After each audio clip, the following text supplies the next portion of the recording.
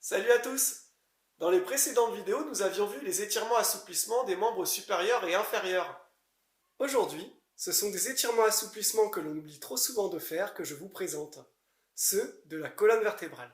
Pour cela, nous allons faire 3 vidéos, une sur les lombaires, une autre sur les thoraciques et une dernière sur les cervicales. Dans cette première vidéo de la colonne vertébrale, nous commençons par les lombaires. Et dis-moi, Mika, ça fonctionne comment les lombaires? Eh bien, les lombaires, ça fonctionne principalement en flexion-extension, ici en bleu sur le schéma, et en inclinaison droite-gauche, ici en rouge. En vert, nous voyons que les lombaires sont moins conçus pour la rotation. Nous allons donc devoir étirer nos vertèbres lombaires en flexion-extension, en inclinaison droite et gauche. Il faudra tout de même étirer nos vertèbres en rotation, mais nous ferons attention car elles sont moins conçues pour cela. Allez, c'est parti pour les exercices. Dans ce premier étirement, nous allons étirer la colonne lombaire en inclinaison. Pensez bien à équilibrer la tension musculaire pendant 20 secondes de chaque côté. Ce deuxième exercice d'étirement en flexion-rotation va vous permettre d'équilibrer vos tensions musculaires à droite et à gauche de vos lombaires.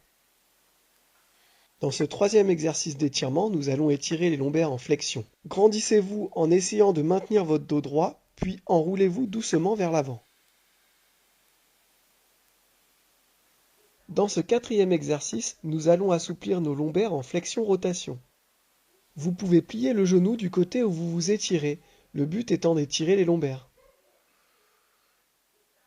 Cet étirement doit se faire comme les autres pendant 20 secondes de chaque côté. Ce cinquième exercice d'assouplissement a pour but d'étirer les lombaires en extension. C'est un exercice qu'il faut faire en douceur pour ceux qui ont des problèmes lombaires. Nous terminons avec ce sixième et dernier exercice avec un assouplissement des lombaires en rotation.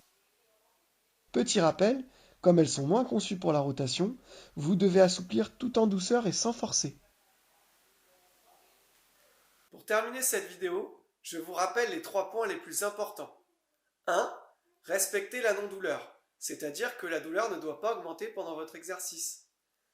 Deuxièmement, le rôle de l'étirement, ça sert à équilibrer vos tensions musculaires droite et gauche. Et pour terminer, je vous rappelle qu'il faut trouver le juste milieu dans les étirements.